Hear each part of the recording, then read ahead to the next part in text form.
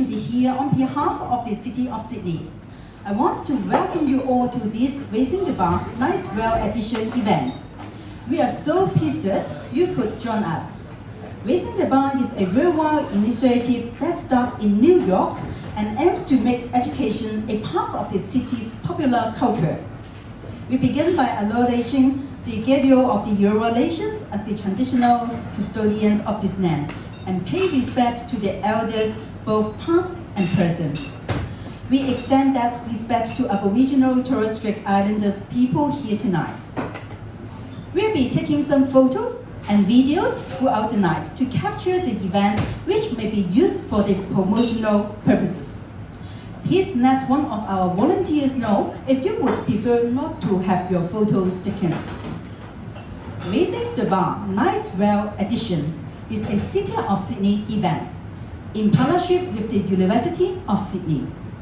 Our aim is to support our local businesses and help activate the city by bringing some of the brightest thinkers and entrepreneurs to our local pubs, cultural venues, and bars. Just like this wonderful bar we are in tonight here, Banjo. Banjo is a cocktail and whiskey-focused small bar. Their cocktails showcase local markets, produce, and plenty of Asian ingredients around us. And their bar snacks are decided to go hand in hand with the top shelf drinking. Tonight, I have the pleasure of introducing you to our speaker, Alyse Sue.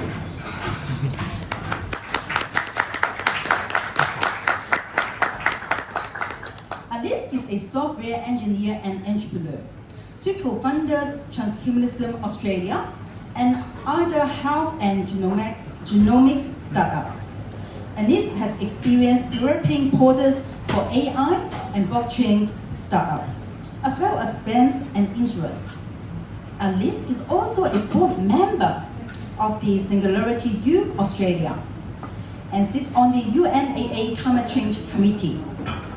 Tonight, Alyse will discuss the concept of transhumanism, about how we are already upgrading ourselves and the technology that will make it happen in the next 5 to 10 years. Please join the conversation online using the hashtag #RTBNightWell at City of Sydney. Now, let's welcome Alyse with a big round of applause, please.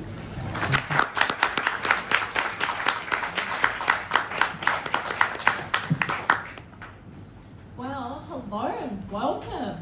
Can you believe it? It's 2021. We made it through. So do you know what else happened in 2021? Well, humans got injected with a super serum that gave us the ability to fight off these foreign invaders in our body.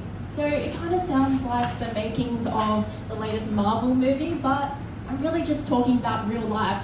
Because since we've had that Pfizer vaccine, we have been reprogramming our immune system at a mass scale.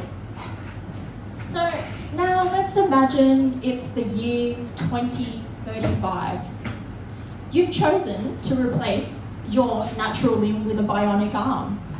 Now there's nothing wrong with it, apart from the fact that you're starting to develop a little bit of arthritis in your left hand. It's just the fact that you've always wanted superpower or a superpower arm. So even your friend tells you it's the latest way to keep fit and on top of your game. Now, let's move even further towards the year 2045. You're sitting in Bancho with your friend, and your friend says to you, I'm thinking about getting some work done. A little bit of self-improvement on myself, nothing too serious. And your friend asks you for a recommendation of a good surgeon. But your friend isn't talking about getting a facelift or even a little Botox injection. They're talking about getting a brain chip implant. Because they want to upgrade their intelligence.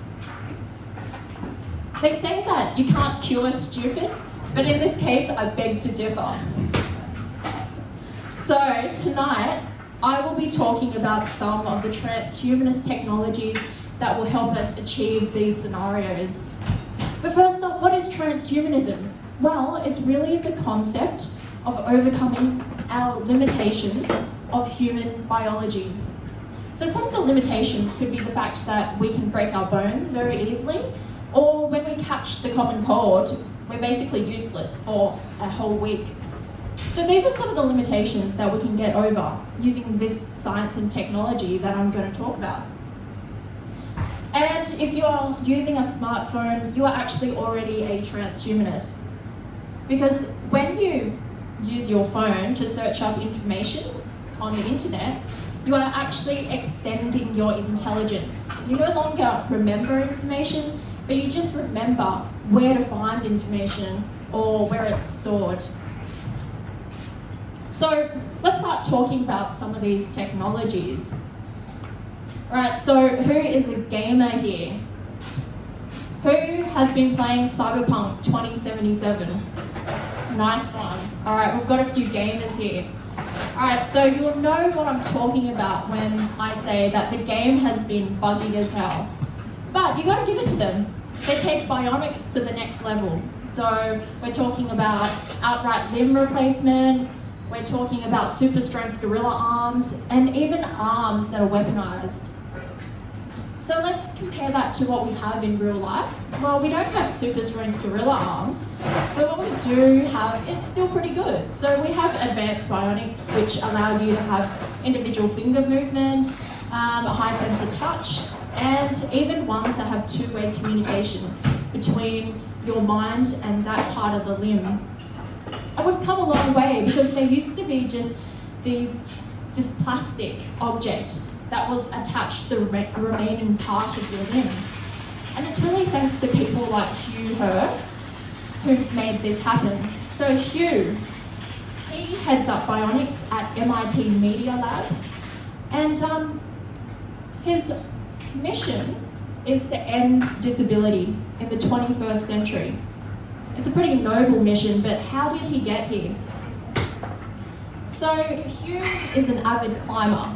He's actually a child prodigy climber. So he's been climbing for a very long time and very experienced. And so when he was a little bit younger, he decided to go off on a climb with his friend, who is also a very experienced climber. So it's nothing unusual. They just set off on their climb, but they underestimate the conditions and they end up getting stuck in a blizzard. And unfortunately, it gets worse and worse, but they can't turn back. It's just too late. And frostbite starts setting in. So their fingers start going purple, their toes start going purple, and even their legs. So they are saved, but they can't save Hugh's legs. So he has to get them amputated below the knee.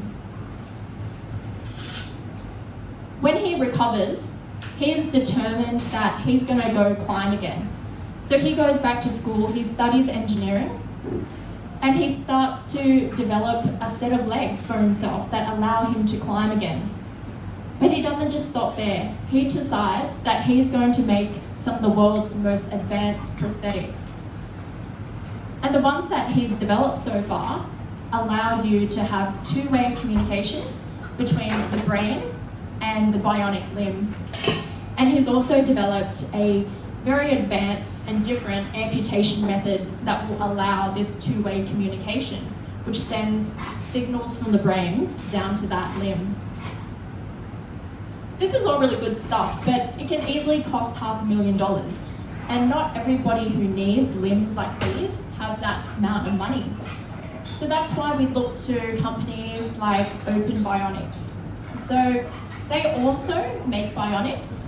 They're 3D printed, they're fully customized to you, and they can do it in 40 hours. And best of all, they only start from $3,000. And they're pretty good. They allow you to pick up food, utensils, tools, and even a pen so that you can write again. But the question is, will we ever get to the stage where we will choose to chop off our perfectly healthy arm and replace it with a bionic? Maybe, but it still won't give us super strength because we don't have body to match. So we'll end up having to wear a full exoskeleton, or maybe even become fully bionic ourselves. So it's not like what you see in the movies. Don't believe it when you see Captain America pull a helicopter back down to the ground just with his bare hands and flexing his bicep at the same time. It's not going to happen. If we did this, we'll just be ripped into shreds. Now, let's talk about our favourite person, Elon Musk. So, he thinks that if humans want to stay relevant, we have to become cyborgs, whether you agree with him or not. Why does he think this? He says that artificial intelligence is the single biggest risk to humanity. So we need to merge with machines. If you can't beat them, then join them. And he's enabling humans to do this through his company called Neuralink. So Neuralink makes these brain-computer interfaces, or BCI for short. And it's literally a device that connects your brain to a computer so that you can do two-way communication. So you can upload thoughts from the computer to your brain, which is near impossible or very difficult at the moment, or you can download your thoughts to a computer, which is much easier. So Neuralink implants this chip into your head, and then along with that chip there are wires that hang off it, and they connect that chip to your brain. So that chip is pretty tiny, it's smaller than your nail, and even the wires are thinner than your hair, so it's pretty non-invasive. They even plan to have a robotic surgeon perform that surgery on you. So a nanobot. And alongside that, they're going to have a laser pierce these tiny holes in your skull so that they can implant that chip into your head. So it's going to become like getting laser eye surgery, just a quick lunchtime procedure. So it'll be quick, painless, and the recovery will be pretty smooth as well. So, what can you do with brain-computer interfaces? Well, if you have seen the latest development, you would have seen that Neuralink has trained a 9-year-old monkey called Pager to play the game of Pong with their mind. So it's got 2 chips implanted on each side of its brain, and it's in the region where it controls arm and hand movement. And whenever that monkey makes the right move, it actually gets a reward in the form of a banana milkshake. And you can even choose to play against that monkey and have it live streamed on Twitch. So, sorry, I'm gonna have to pause here, sorry about that. So, where do we go from here? So it's not just about monkeys playing Pong. We have discovered that we can easily allow someone who has paralysis to train a computer just by thinking of that action alone. And Neuralink actually plans that its first device will allow someone who has paralysis to use their smartphone just by thought alone, faster than someone who's using a smartphone with their fingers. And then eventually we'll probably be able to extend our intelligence by having these chips implanted into our brain. So switching gears a little, who's got their COVID vaccine already? Oh, nice one. All right, I haven't got mine yet, but when I do get mine, I'm hoping it's going to be an mRNA vaccine. So I want to talk about mRNA therapies tonight. What is mRNA? Well, it's literally just a messenger which takes your genetic code that's sitting within your DNA, that's sitting within your chromosome, that sits within the nucleus of the cells in your body. And it tells it to make a specific type of protein. And so I'm going to tell you a fun fact. I'm actually deficient in a type of protein that allows me to process alcohol. So when I drink it actually makes me go slightly red. So that's why I've chosen not to have a drink before this talk, although it may have helped.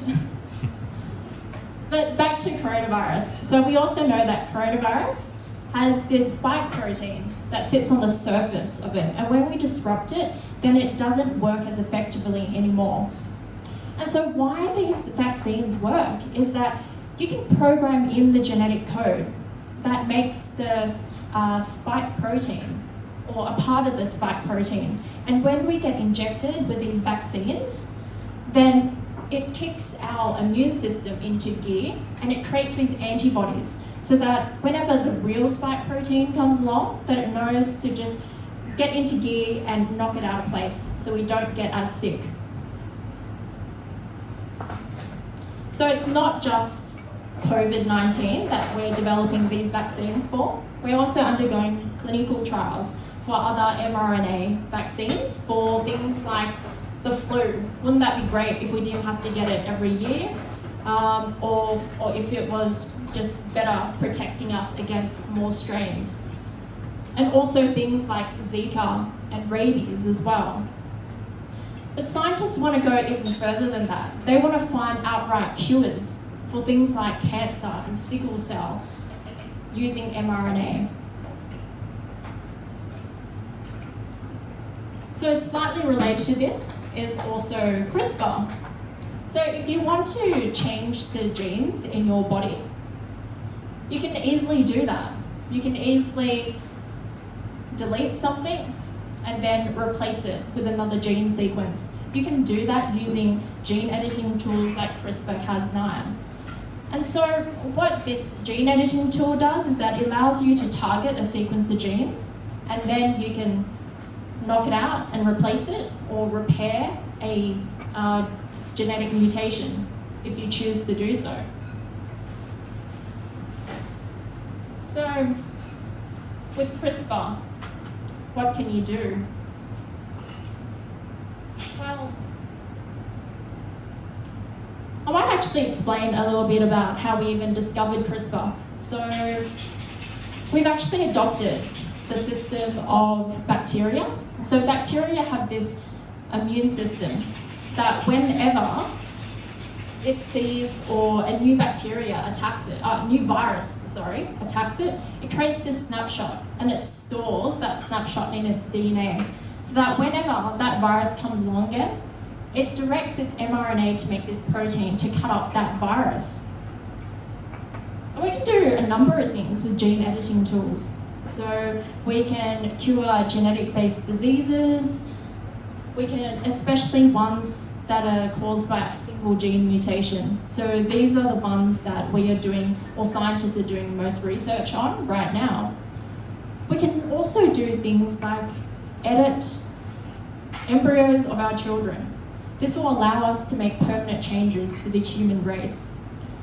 What I'm most excited about, though, is the fact that we could probably end aging or age-related diseases using CRISPR. And I want to tell you a story about this 15-year-old boy. His name's David Sanchez. And every month he has to go into the Lucille Packard Children's Hospital in Stanford for a monthly infusion of red blood cells from a donor. And why he needs to do this is because he's got an inherited disease called sickle cell. And it makes him really sick if he doesn't go in for these monthly infusions. So researchers want to change this. They don't want people like David to suffer from things like these. They want to find a permanent cure. So luckily, a consortium of universities, including UCLA and UC Berkeley, has got FDA approval to run a clinical trial that uses CRISPR and the patient's own stem cells to cure patients of sickle cell disease. So I want to tell you a story of my own. So recently I went into the optometrist just for a routine eye health check. And so my optometrist said to me that I have build-up, or metabolic waste build-up in my eyes. And when I hear this, I'm a little bit concerned. So I asked them if there's anything I can do about it, and they say, no, it's just part of your metabolism and the aging process. Like, that's pretty hard to take. So I'm not just going to accept that. I went off and did my own research, and what I found really astounded me. I found that a lot of eye diseases, such as cataracts and glaucoma, are caused by buildup of senescent cells. So senescent cells are also called zombie cells. They are cells that have stopped dividing, but they refuse to die. That's why they're called zombie cells. So there is a professor called Dr. Jan van Dersen from the Mayo Clinic, and he has discovered that why these cells stop dividing but they don't die exactly is probably a defensive mechanism from them turning malignant, becoming cancerous, and maybe even killing us.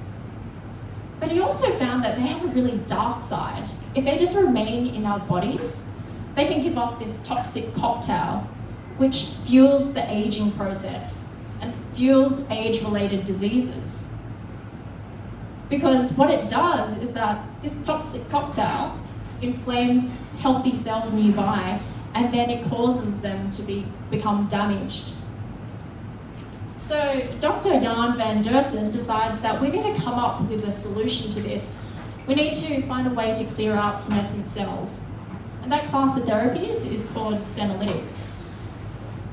And good news, in 2020, we found first evidence that senolytics actually works in clearing out senescent cells and potentially even stopping or reversing the aging process. Although we've also received a little bit of bad news. So Unity Biotechnology, one of the most prominent companies in this area, they did undergo a clinical trial recently, but they found that their therapy was no better than a placebo. But it's still early days, and we're just bound to hear more and more successes in this area. Now, if you're thinking that you might even need a new liver tonight because you've drunk the bar dry, you're in luck. Because we can now 3D print organs. So we can 3D print you a new liver just by taking your stem cells and customizing a new liver for you. So it's a bit like those novelty pen holders or even key rings that you see those 3D printers making, but instead of using plastic, it's using cells and then growth factors to create that new organ for you. I mean, this kind of sounds funny, but it's very serious for people who are on these waiting lists for a new organ for years and years. It will really change their lives when we have this technology that's out of the labs and fully available to us. So, some companies that do this one of them is called Organovo. They do 3D organ printing, as well as there is this Australian company called Inventia Life Sciences. So what they do is they make these 3D bioprinters, and one of the use cases is printing out 3D models of tumours so that you can test out different cancer treatments and see what's most effective. But the question remains is that if we use these technologies on ourselves, then does this still make us human? I say yes, and you'll probably say yes too if you follow what Stephen Hawking says in the latest book that he wrote, or the very last book, I should say. He says, humans have now entered the next phase of human evolution. So the first phase was really about random mutations in our DNA. It was about natural selection. He's talking about Darwinism. So that lasted for about 3.5 billion years. And then we entered the second phase. So that second phase is where we developed language and we could start communicating with each other.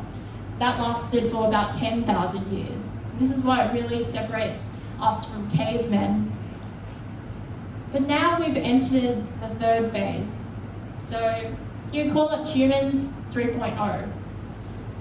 And this is where we can do self-designed evolution. So we now have the ability or the tools that we could actually edit our DNA ourselves. We also have other technologies we just heard about, like bionics, where we can really make changes and self-design who we think we should be.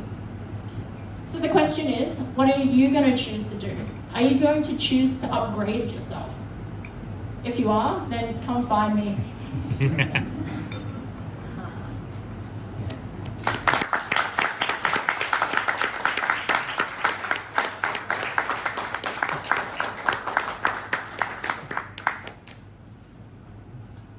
At what point do you stop teaching people, normal motor patterns in terms of and giving them like an exoskeleton instead? Would there be an influence on people's ability to actually move freely without the exoskeleton, or become reliant on an exoskeleton and lose that strength to even just be able to walk if they are functional in that sense of like actually being able to walk as well? Oh, okay. So your question is, do you think that if we have these technologies, will we become too reliant on these? Like if you're an able person and you use an exoskeleton to think you're going to make yourself stronger, but in turn you become weaker because you've lost that strength to actually hold yourself up and then over time. How would you potentially buffer that? How would you address something like that? That's a good point you bring up. I think it's more about enhancement. So you're still using your natural abilities, your natural muscles, but then you're just using an exoskeleton to enhance what you've already got. Thank you.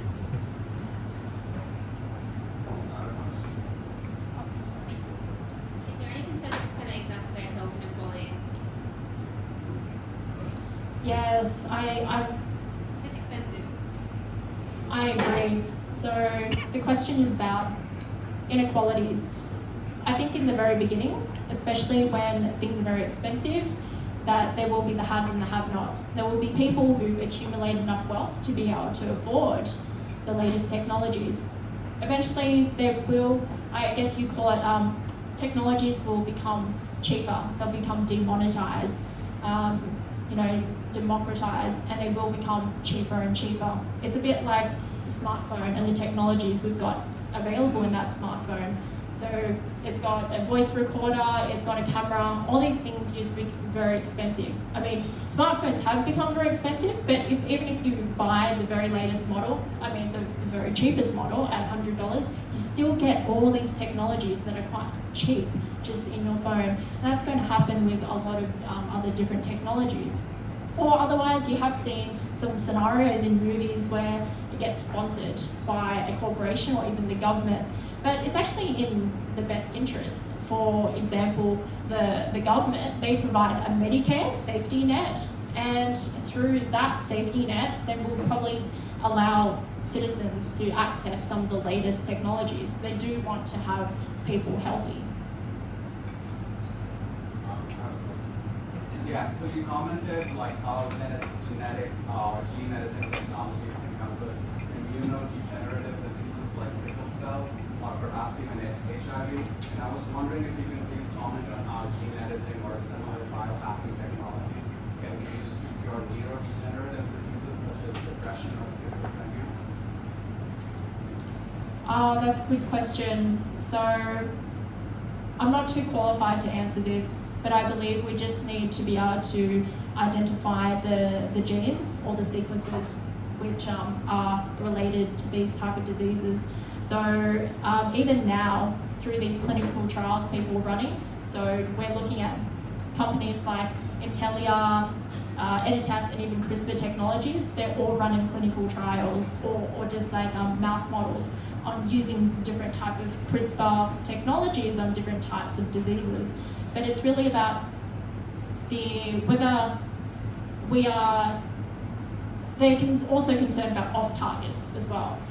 So you might be wanting to target a certain sequence of genes to have some sort of effect, but you don't know about the off-targets. That's a major concern for a lot of these researchers. So it's, I think it's possible that we'll have genetic cures or genetic-based cures for all types of diseases. It's just very hard right now to identify which particular genes are associated with that, and also the off-targets is a major concern. So if you imagine the dividing line between man and machine, so organic and cybernetics, for example, and you place your arm replacing things, where's the dividing line that separates man from machine, in your opinion? I don't think there is any. So we are already getting implants, we're getting cochlear implants, we're getting these pacemakers, people are getting full facial implants. Like, that's pretty freaky already. People don't think that's freaky, but they think about getting a full bionic, replacing your arm with a bionic one, freaky. So I think there is no separation. It's really, personally for me, it's about your consciousness. That's what makes us human. Would you consider using CRISPR to address your gene machine? I would. I actually miss saying that. Yeah. So I've actually been trying to find a solution to this. It's actually quite embarrassing. I agree. And also pets. Do it on pets. Everybody wants their pet to be healthy and live longer. In your future, you've got another, how long do you think you're going to live? 20, 30, 40, 50, 60 years? Do you see a future where people could live eternally, 1,000 years, like our body will just keep replacing bits until, is that what you see? Good point. I agree with everything you said. So there is this concept called the longevity escape velocity. If you're currently under 50, then you have a good chance of living till, I'm gonna have to get someone else to answer for me. How long do you expect to live to if you're under 50 right now? It's like 120. 120 Definitely the minimum. I mean, we're not too far off. Average age is probably about 90 right now. But you want, the point is you want to be healthy right till the end. You can live until 120, but if you've got a failing heart, liver not going so good. Exactly. I'm banking on this. With the soup. At what point do you reckon this technology will be used to replace things like medicines in terms of like lowering blood pressure, reducing heart rate, things like that? They say this is probably about a decade away, 5-10 years maybe. I'm quite optimistic about its technologies. It's because these are already in human trials.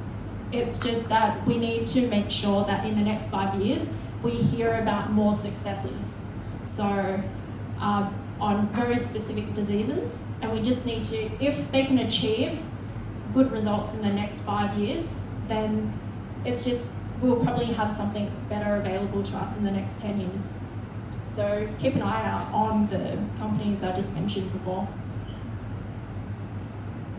With something like Neuralink, what are the regulatory roadblocks preventing that becoming more widely accepted or taken up?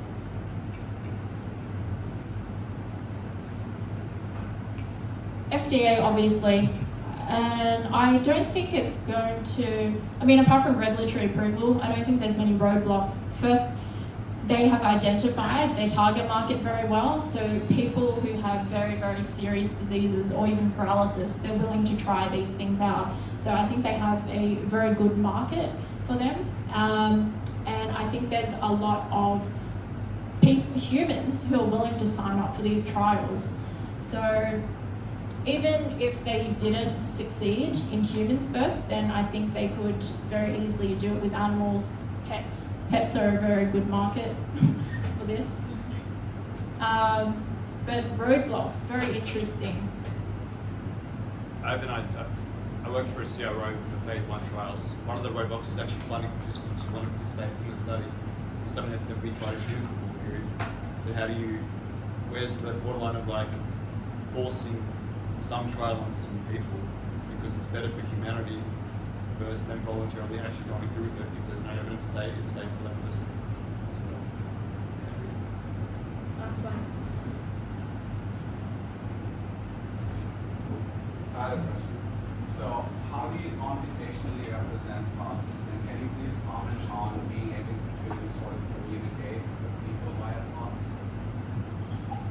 How do you represent thoughts? Yeah, how do you computationally represent thoughts? Because you mentioned like an orangutan or whatever, and being able to play like ping pong or whatever with the brain implants, right? and being able to move things with your thought, right? So in order to do that, you have to somehow computationally represent something as abstract as a thought, right? So how do you go about representing something as complex as thought computationally? And the second question would perhaps be, and I think Elon Musk mentioned this as well, like perhaps a couple decades from now, people can talk to each other without speaking. So being able to communicate via thoughts. So I was wondering what your sort of perspective is on that.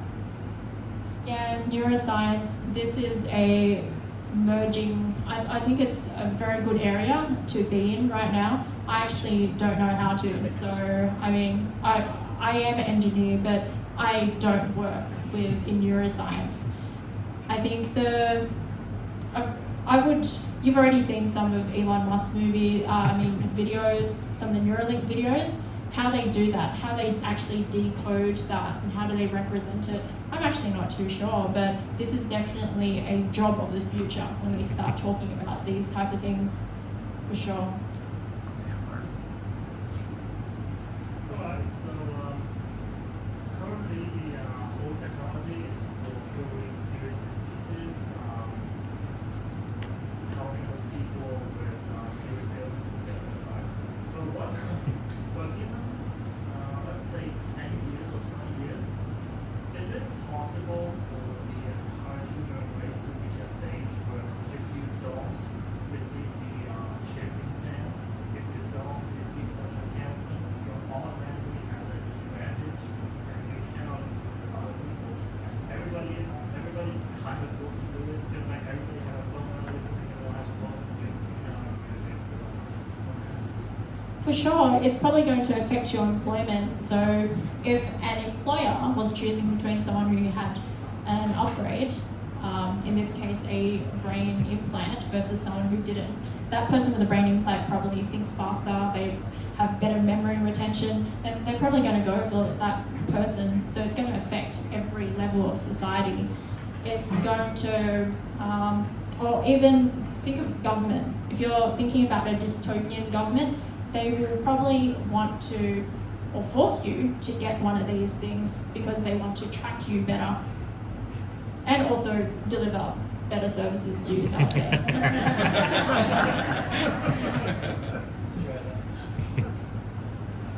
How do you determine which traits can be manipulated by genetic editing? And is there sort of a scale based on like complexity? And because I imagine like more complex traits which involve more parts of your systems, of like more like internal systems, would be harder. So is there sort of like, you know, there's one sort of, how do you determine like how much an attribute can be manipulated using genetic? So disorders that are caused by single gene mutations are the easiest to solve for. So sickle cell, like I mentioned, muscular dystrophy.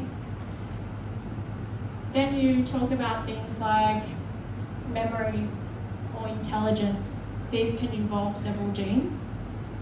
It's very difficult to tell which ones you need to target. So this is the area that people talk about a lot. Some people are researching, but it's not that lucrative at the moment. It's really in the serious diseases that a lot of work is done. Yeah, so I imagine like different genes have different sort of attributes corresponding to them, such as behavioral traits or physical traits or personality traits, things like that. And I was wondering if there's sort of like a scale that you can sort of, like, can you manipulate personalities, for instance? Because personality is mostly genetic, like 50 to 60%, or like, you can't quantify it exactly, but can you change someone's personality? Yes, they think so. There's also the field of research called Epigenetics as well. So behavioral or even environmental factors that will actually change how your genes are expressed as well. So that's why they do twin studies and they look at epigenetics. This set of twins, they will have the same genes, but they may express it differently because they've been brought up in different environments. Yeah, but also, I guess, is there a scale that determines how easy or hard it would be to manipulate a particular gene or like a particular attribute that corresponds to the gene? I think you're after something called PGS, which is polygenic score. So if you're interested in this, Google GWAS, which is genome-wide association studies, and there's like a huge body of science that tries to think which gene relates to which attributes. The more complex the attribute, for example, intelligence, like the less anyone knows about how to inflated by genes. Like the simple ones, like what Alyse was saying, sickle cell disease, is traced down to one single gene, but everything else is like highly polygenic, which is the word they use, which means like a lot of genes contribute to this thing, but it also contributes to like many other things. So it's like really hard to pin down which one's which. But if you're interested, look up GWAS and look up PGS, polygenic scores. What was the thing you said before PGS? GWAS stands for genome-wide association studies.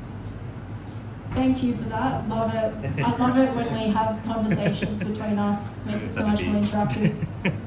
And thank you for your questions. I love it. I wish I could answer Another them. question, I guess. Any way to sort of manipulate the presence of various transmitters, like neurotransmitters or other enzymes in your body? Like, for example, can you just cause like a reuptake of adrenaline or serotonin or oxytocin on demand? I think it's a great question, but that guy will probably have to answer for you after this talk.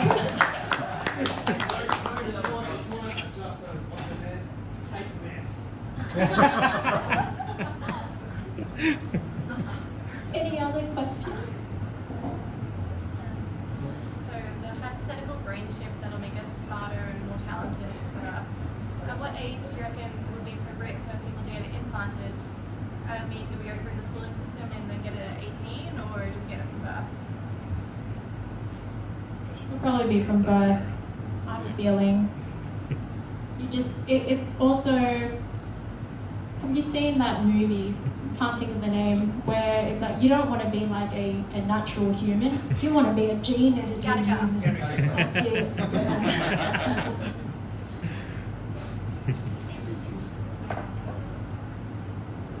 Yes, speaking of that movie, I think there's a brand new one called Voyager. If you guys have that interest in the job, it's just in Siva and the video, but it's also a movie that features humans that have been genetically modified from the start and then grow up together as if like every single individual is. And yes, from the trailer, it's almost the same from every other individual, so it's very unified. I don't know, maybe the purpose is for colonization, I don't know. But the whole process is about that. So if you guys have a interest in that, take a look at it. It's like Lord of the Flies in space. Yeah. Brave New World. That's right. What was that movie? The bread. Yeah. Love it. Yeah. Did you have a question there? Actually, I am interested in the way people react to alcohol is quite there are sort of categories of reaction, but it's not as if you can totally predict from one individual to another. How is that going to be? So you can have any chip you want to put in, but if you consume alcohol or other products or other types of substances that interfere with the reading of that, whether willingly or not, it's going to have quite an ability to disrupt the original intention of the chip. And how's that going to be? Like, if the intention of having a chip in is for you as an individual to be better, is that in your interests or is it in the interests of society or is it in the interests of business? All levels. So you improve yourself. The government wants to probably keep track of you. Companies want a better employee, just to address your 3 levels. How will the chip be affected by different environmental factors? I would imagine they would have to adapt. These are details they would have to work out. Can you perhaps comment on genetically programmed babies? And do you know of any like clandestine or like low-key sort of experiments that are being conducted regarding genetically programmed babies? The Chinese scientist He Jiankui, he edited the embryos of twin baby girls, I think with the intention of giving them resistance to HIV. So one or both of the parents was HIV positive. Now these days we don't really need to, well, it's not a very lucrative area to look at CRISPR-based therapies for HIV because you can just take immunosuppressants, which will suppress the viral load anyway. So yes, Dr. He does edit the embryos of these twin baby girls, and they're actually born. And interestingly enough, he edited the sequence of genes that might be associated with intelligence. But, so editing embryos is really easy, but the fact is it's still quite unethical, and we don't know what the full effects are for these babies. So scientists have actually undertaken a moratorium against doing this type of stuff. But yeah, it is quite an interesting technology. And I actually have to give credits to two women who won the Nobel Prize in Chemistry for their discovery of CRISPR. So their names, Emmanuelle Charpentier and Jennifer Doudna, two females who discovered this incredible tool. I'm probably mispronouncing their names, so I'm sorry.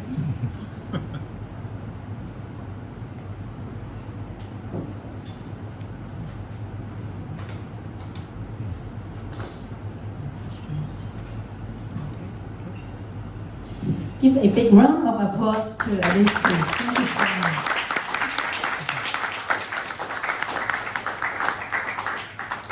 Thank you, Alyse, for the great talk, and also to our audience for so many great questions. Thank you. So I would like to thank you to both our speakers tonight, including Sky Bedbird from earlier in the evening, and also Alyse Sue for their excellent talks. And also a big shout out to Benjo for having us. Thank you, Benjo. Cheers. We hope you enjoy Raising the Bar Nightwell Edition talks, which is part of a series of initiatives and events delivered by the City of Sydney to support small businesses along the Lightwell route. Please help us improve our event by completing a short survey, which you will be receiving. If you are interested in hearing some of the other Raising the Bar talks from tonight, they will be available in the podcast over the next week. You will receive the details when they become available. Please stay on and continue the conversations and online by using the hashtag RTB Lightwell at City of Sydney. Thank you very much for coming and enjoy the games. Thank you. Thank you.